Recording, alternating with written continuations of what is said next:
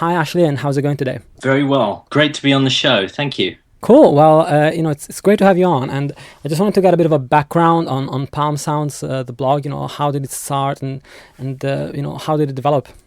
Right. Well, it's a good question. I started the blog 5 years ago, and the reason that it started was I was always struggling to find time to make music, and to find a space where I had more than 10 minutes at a time to try and work through some of my musical ideas, and it never happened. Yeah. And at the time, I had one of these old Palm Pilots, and I discovered that there was some music making programs that you could get for these little devices. And back then, 5 years ago, some of those were really quite basic. There were a few that were absolutely incredible, and even by today's handheld standards, way ahead of their time. And I started writing about them after using them for a few years, and it kind of just went from there. And I started back in I think 2006, writing a little bit here and there, and I don't think anyone read anything that I wrote back in 2006. And then slowly, as more people started to become aware of using like PDAs and smartphones for making music, things took off. Then the iPhone came along, and Android, and now the iPad, and well, the rest is history, as they say. Yeah, exactly. And as I said, I actually came across your blog a number of times in the past, without knowing you. So it's definitely a great resource for anybody that is looking to make music with their mobile devices, whichever kind of operating system they have. So I wanted to, you've hit a real gold mine in terms of, the subject, because there's so much stuff out there that is being released all the time, and a lot of companies are turning to mobile to expand their user base.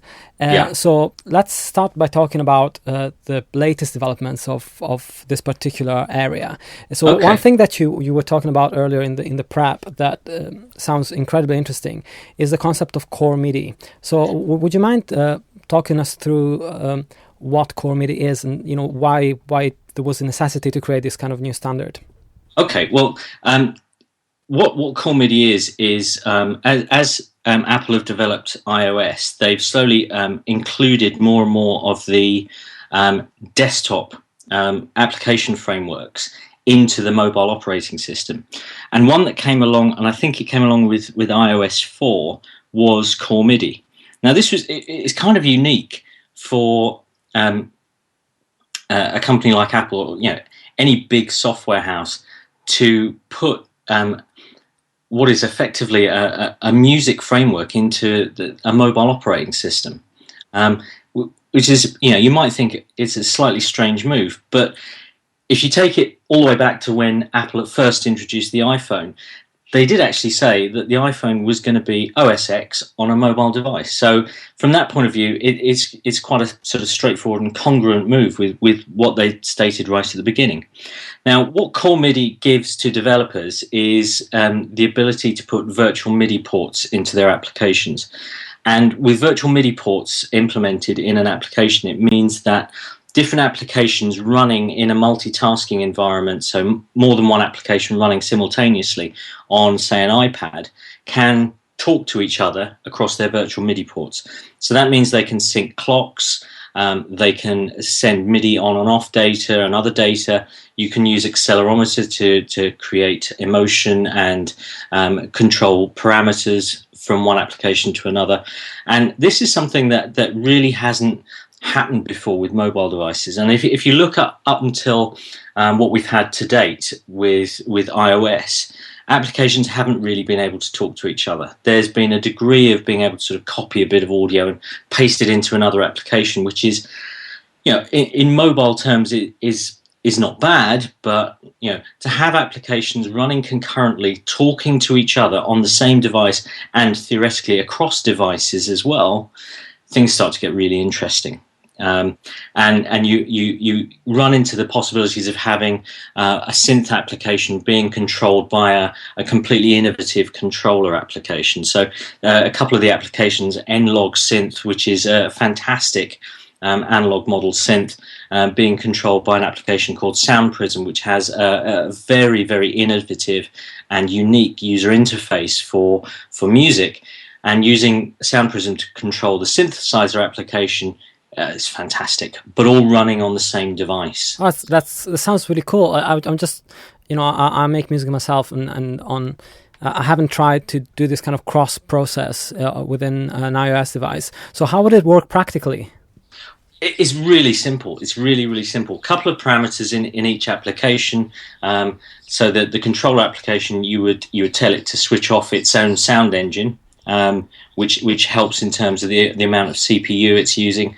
And the other application, you make sure that its MIDI is set up on. In fact, both of the applications I quoted haven't actually hit the App Store yet, or the versions that will have core MIDI implemented haven't hit the App Store. So the exact implementation I'm not sure of, but it will be very, very straightforward. Oh, okay, cool. Very cool. You have them both running, and off you go. And that's it. And yeah, it will be really cool, but I think really cool probably won't do it justice. It will be much better than that.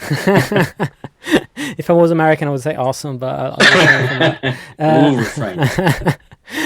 So, in terms of, you're talking about core MIDI, you're talking about implementation of pretty heavyweight apps on the iPhone and the iPad. So to start with, the field of mobile music on iOS devices was pretty much developed by people that were not in the big business of music making. They were not the native instruments of this world. They were more like independent groups of developers that were making some great apps. You mentioned Beatport earlier. That is one of the earliest ones. But there's a shift actually with the big manufacturers lately, and more of the big name manufacturers are coming into this game and starting to realize the potential of iOS games. I mean, you're absolutely right. When iOS music making applications started off, you had a lot of one-man bands, maybe 2 or 3 guys developing, and in many ways that's still the case. I'd say probably of the developers I know, which will probably be the majority of the market, they're mainly small firms with less than 5 people, and there's still a significant number of developers who are working on their own. I think the great thing about that is that Apple set the entry barrier to develop for their platform very low. So actually, it's incredibly easy for someone sitting in their back bedroom to get into the market. Yeah.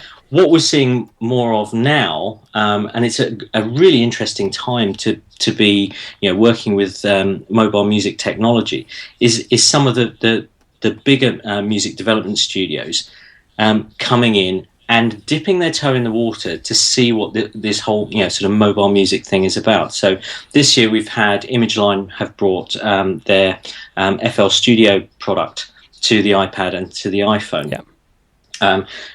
Some time ago, Korg came into the market with their iElect Tribe. Then they've also brought the IMS 20. Yeah. And they're doing some really interesting things with taking software on the device and bringing it into a hardware context at the same time. So what Korg have done is they have the iElect Tribe and IMS 20, which can synchronize with each other using their own proprietary technology called WIST. But then they've developed an application that allows you to plug into a monotribe, analog hardware, and control the tempo of the monotribe through the iPad application. That's great. So, making all these things work together. Now, this week has been a great week because earlier this week, Native Instruments announced that they they're bringing out a new version of their machine hardware called Machine Micro, which is nice and small and very tempting. And they're also bringing iMachine for the iPhone and iPod. So, and what's interesting about what they're doing with that is that the application, or what they're saying about the application, which will launch in October, is that you'll be able to create a project in the application and then move it into the desktop software and hardware. Yeah. So integrating to a degree, and it's great to see different companies doing it in different ways. Korg's emphasis on going, we've got an iPad application or a suite of iPad applications, and we want to bring it into the analog hardware domain as well.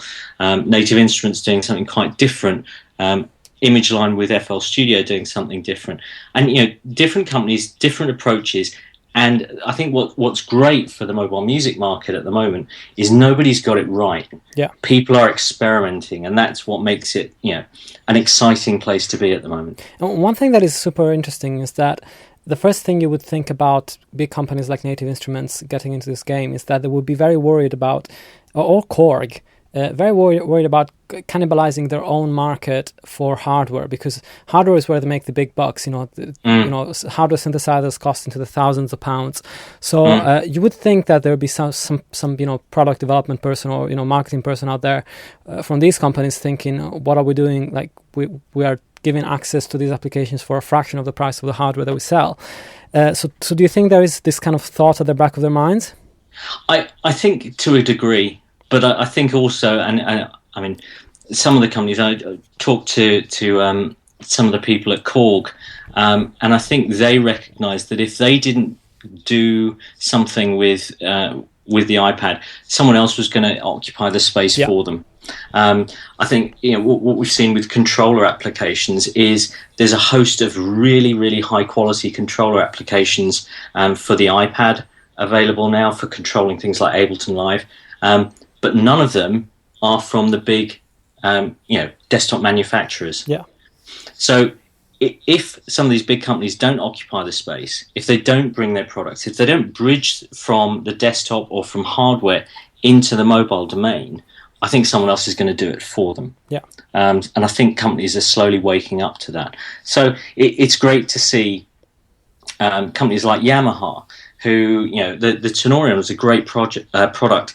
And the original one cost, was it £900? Yeah. And the cheaper version was about £600. For most home musicians, that's completely out of reach. Yeah. Whereas if you've got an iPad already, you can add the Tenorian application for, I think it was about £12 or something like that. I mean, it's a fraction of the cost.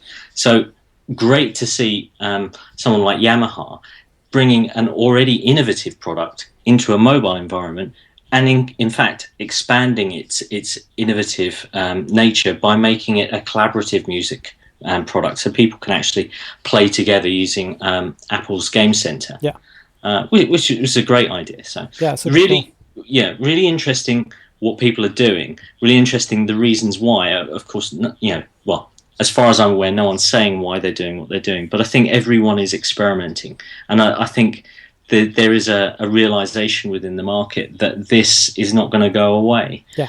Mobile music is here to stay, and if anything, it's only going to get bigger. Yeah, and I mean, if Korg was expecting, for example, to sell their newest top-line synth for a couple of grand and maybe selling, 10,000 of them maybe, I don't know what the numbers could be for them, but they could certainly multiply that exponentially by just being exposed to the iPad market, for sure. Yeah, and the iPad market applications there. Of course, one of the things that you do benefit from is global distribution. Yeah, an instant global distribution, which makes life very easy. So if you are a hardware distributor, you've got all your retailers, you've got inventory to manage.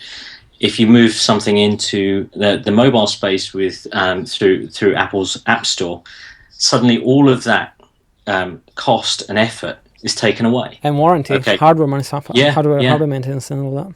So it does make life a lot easier. Of course, talking about someone like Korg selling hardware, of course, one of the things that they've done is made their Monotribe hardware, which is really quite cheap comparatively, more accessible through using it with an iOS device. Yeah. Which is an interesting way to pull people towards buying the hardware using the software. Yeah, sure. And in effect is what Apple's strategy was. Yeah, definitely.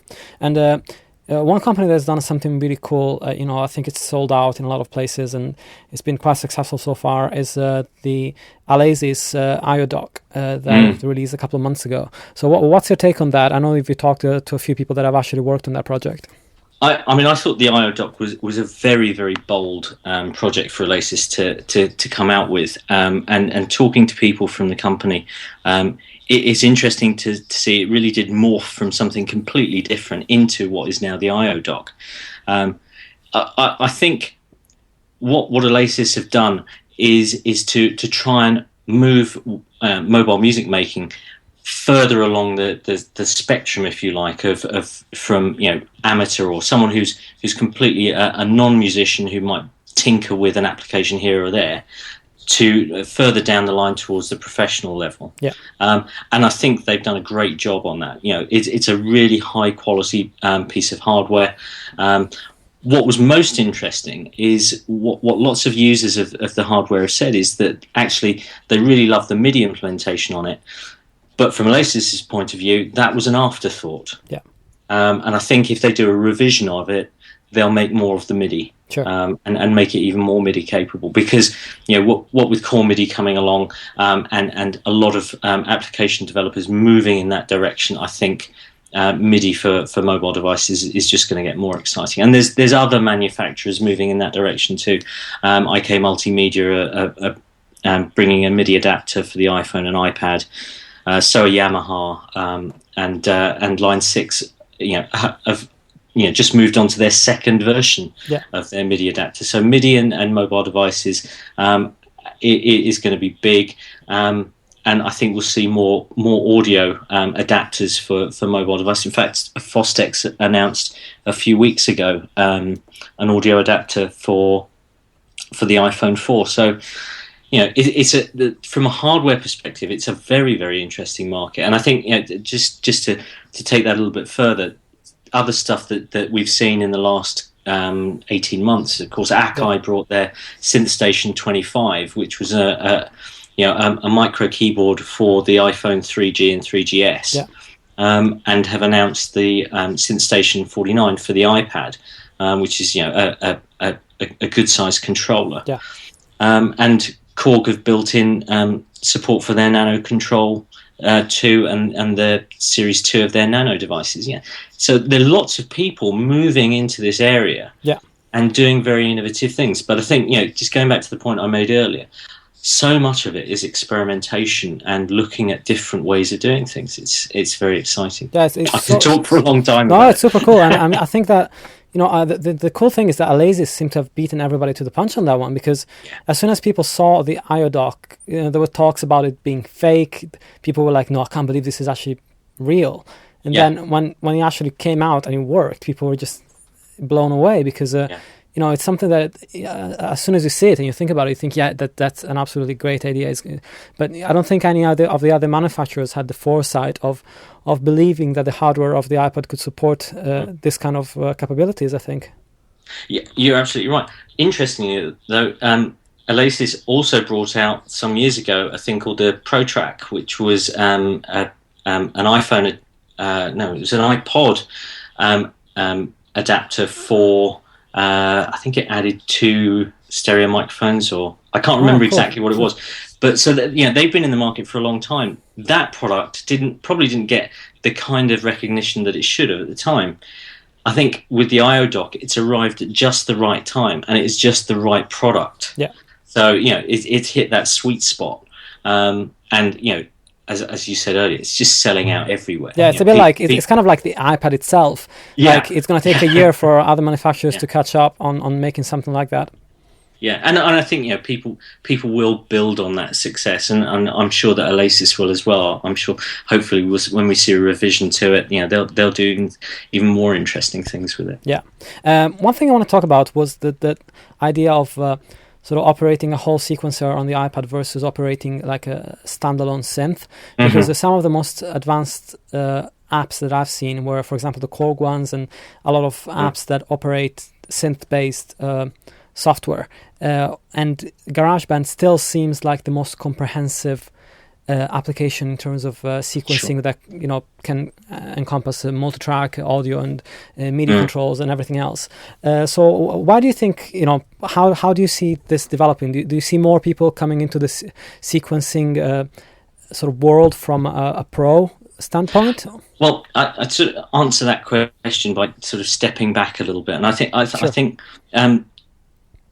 the way that applications have sort of evolved for mobile devices, if you look back quite a few years, there were lots of these sort of all-in-one or digital audio workstation to a degree kind of applications, and what iOS has encouraged, in a sense, is more a sort of an approach from developers where they will develop either an instrument or a synthesizer, as you said a moment ago, or perhaps a controller application. So there's been quite a lot of interesting innovation with applications that are instruments in their own right, or applications that do a certain function, like might be a MIDI controller. There are certainly less applications which are more like GarageBand, and of course there are several that came way before GarageBand. And you mentioned the Korg applications and things like the IMS-20, which is a synth sequencer and quite an incredible piece of software engineering. But applications like Nano Studio, which is a multi-track synth sequencer, are absolutely fantastic. And if you're used to making music with something, say, slightly more advanced, or sort of the next level on from GarageBand on the desktop, it wouldn't be an unfamiliar environment to you at all. Similarly with something like Intua's Beatmaker 2, which is another superb application. That again is a great environment, multiple tracks, insert effects, full mixing. Superb application if you want everything in one place. I don't think we'll see those kind of applications disappear, because they are the kind of applications where you want to be able to bring everything together. And I think those kind of things will continue to develop and add more features and become, in a sense, more like the desktop. I think things like GarageBand, or what Apple has done with GarageBand, has in a way encouraged people to explore mobile music creation and probably seek out some more of those applications. For sure. I think, there are quite a number of sort of sequencer synth sampling packages out there. Probably Nano Studio and Beatmaker 2 are certainly the ones that always come to my mind, and probably the ones that I keep going back to. But there are others, things like Music Studio or Akai's own SynthStation application. There's quite a number of apps that fall into that domain. And in fact, there's a few lists on the blog of apps and different categories of them. So if anyone wants to have a look at what's available, there are lists available on the blog. I don't think that those will go away, but what's interesting is where people are doing things that are completely different from that, and doing instruments in their own right. So if you look at an application like Thumb Jam, which is without question an instrument, a very expressive instrument, or Sound Prism, which has a completely unique user interface.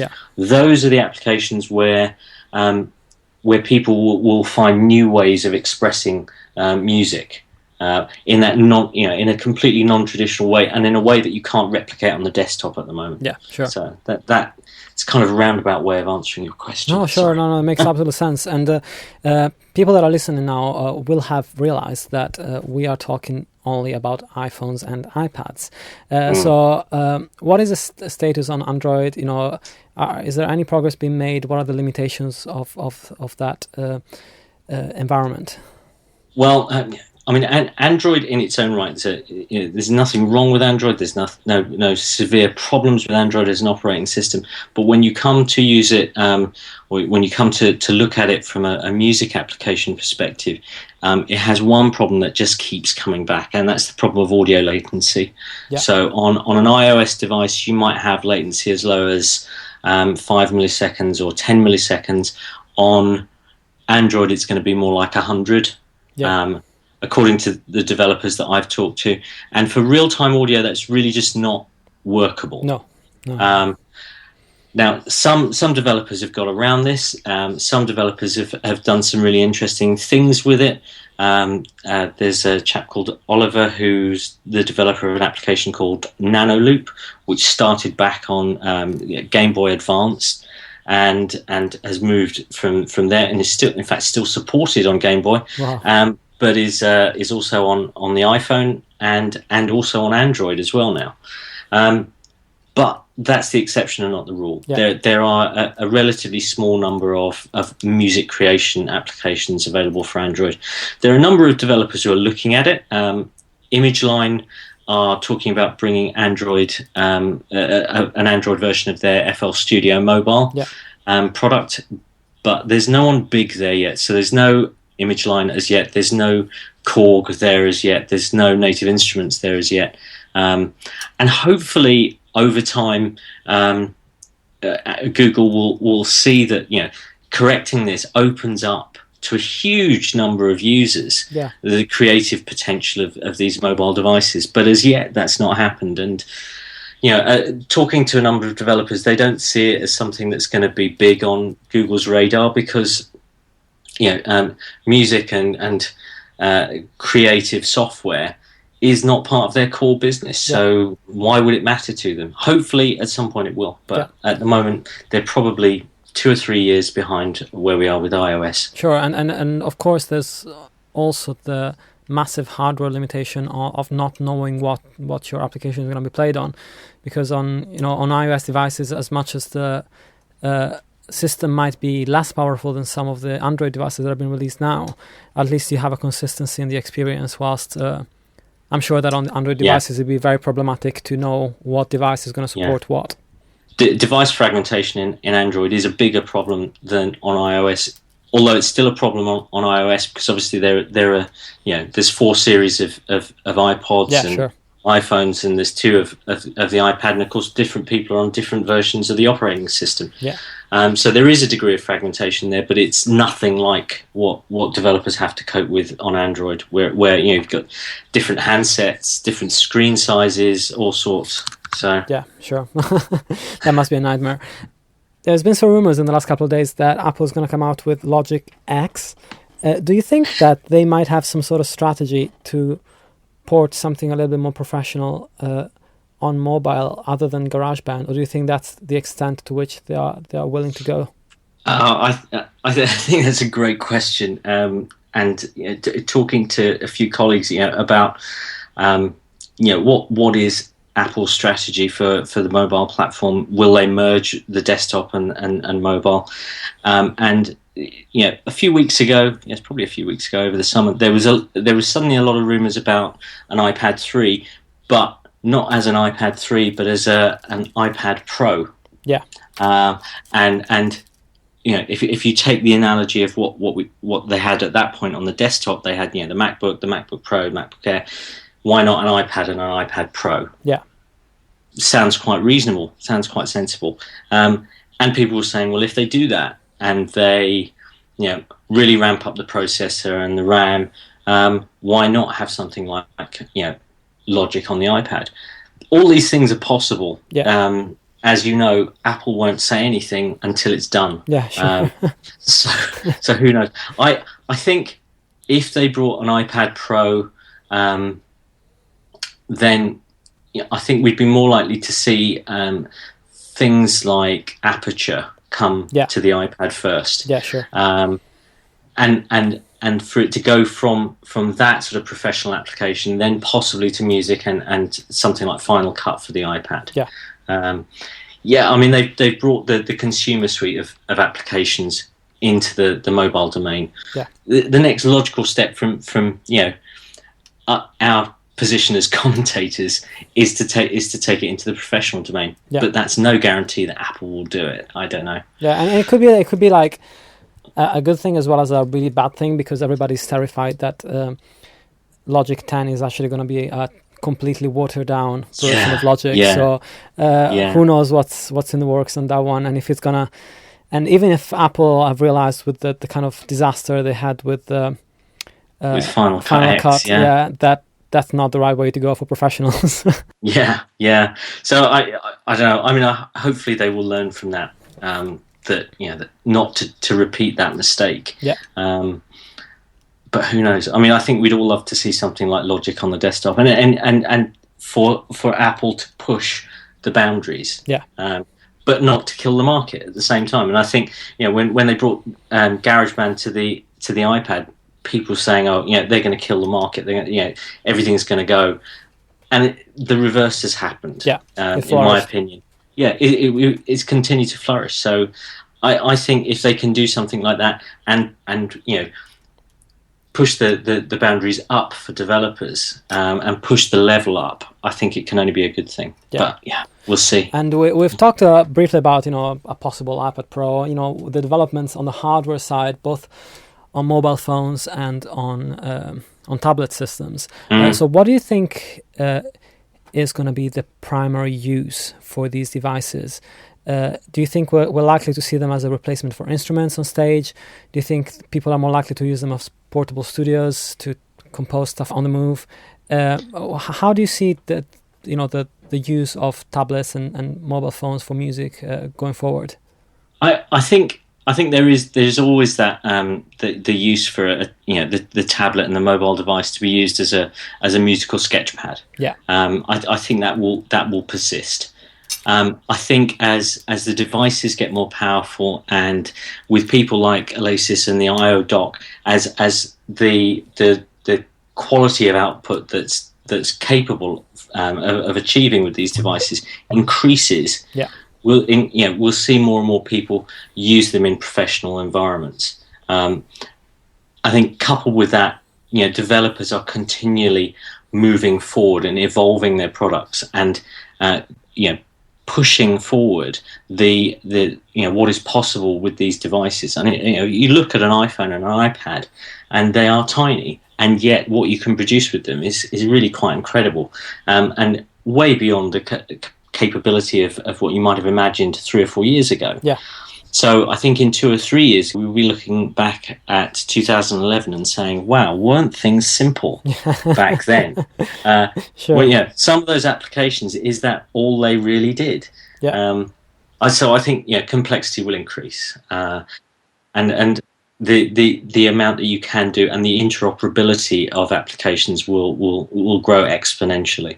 And one last thing, have you got like 1 or 2 or 3, however many apps or things that are about to come out, maybe, or recent upgrades that you'd advise people that listen to the show to check out? Okay, I definitely say look at N-Log, which is by a company called Tempo Rubato, and there's an N-Log for the iPhone, an N-Log for the iPad, and there's even a Mac version. It's a great synth application. Sound Prism, which I talked about earlier, again, is a great user interface. But certainly, if you're looking for synths, I'd say definitely N-Log, something like Addictive Synth. If you're looking for something that does everything in one space, then definitely the Korg IMS-20, Nano Studio, which works on the iPhone, and Beatmaker 2. Those are all great applications. But that's great. There's too many. That's cool. Too many. And of course, I should state again the website, which is the-palm-sound.blogspot.com, which has got a huge amount of resources. You've amassed so much over the last 5 years, and I can only imagine, because I've only been doing the podcast for like 2.5, so and I've got quite a big backlog of episodes. So so check out the site, and also check out the Twitter feed, so you can keep up to date with the new posts and the news in this field, which is at Palmsound, I believe. Is that right? Yeah. Palmsounds. Sorry, at Palmsounds with an S. Yeah. Cool. That's absolutely great. And Ashley, it was great having you on the show. And it's great to talk to you. Definitely would like to have you again and talk about the latest developments. That's great. Thank you. I'd love to come back. Thank you very much. Cheers. Thank you.